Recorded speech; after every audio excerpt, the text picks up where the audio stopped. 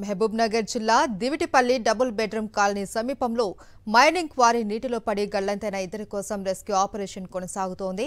నిన్న క్వారీ నీటి గుంతలో పడి ముగ్గురు మృతి చెందగా ఒకరి మృతదేహం లభ్యమైంది. ఇక మిగిలిన 2 మృతదేహాల కోసం ఎస్డీఆర్ఎఫ్ బృందాలు గాలిస్తున్నాయి. దీనిపై మరింత సమాచారం మా ప్రతినిధి విజయ్ భాస్కర్ అందిస్తారు.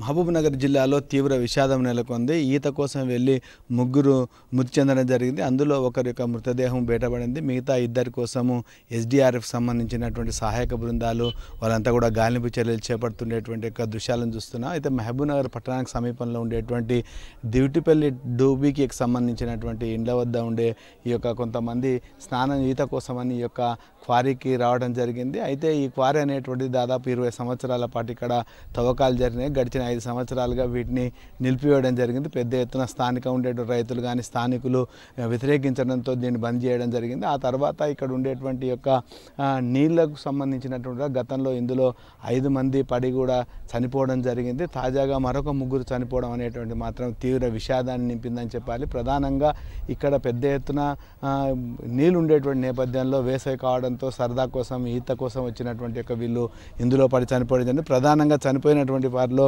విజయ్ అనేటువంటి అతను ఉన్నాడు. తర్వాత మహమూద్, అయ్యప్ప అనేటువంటి ముగ్గురు ఉన్నారు. అయితే అయ్యప్ప, మహమూద్కు ఈత రాదు. అయితే దీంట్లో ఉండేటువంటి యొక్క విజయ్ వాళ్ళను ఈత రాక మునిగిపోతున్న క్రమంలో వారిని రక్షించేటువంటి సందర్భంగా వాళ్ళు ఇతను గొంతు పట్టుకోవడంతో ఇతను కూడా దాంట్లో మునిగిపోవడం జరిగింది. ప్రస్తుతానికి విజయ్కి సంబంధించిన మృతదేహం మాత్రం బయటికి రావడం జరిగింది. మిగతా ఇద్దరి కోసం మాత్రం ఈ యొక్క గాలింపు చర్యలు జరుగుతున్నాయి. మిగతా 2 మృతదేహాలు తీసేందుకు కోసం జరుగుతున్నటువంటి సహాయక చర్యలను కూడా మనం గమనిస్తున్నాం.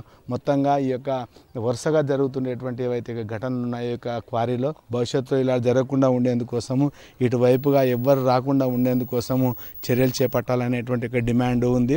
అయితే భవిష్యత్తులో కూడా ఇలాంటి ఇబ్బందిగా ఉండకుండేందుకోసం ప్రభుత్వం ఈ యొక్క చర్యలు చేపట్టాలనేటువంటి విధంగా స్థానికులంతా కూడా డిమాండ్ చేస్తున్నారు. మరొకసారి ఇలాంటి విషాదమైనటువంటి ఘటనలు జరగకుండా చర్యలు చేపట్టాలని వారందరూ కోరుతున్నారు. కెమెరామెన్ విజయ్ భాస్కర్, సాక్షి న్యూస్, మహబూబ్ నగర్.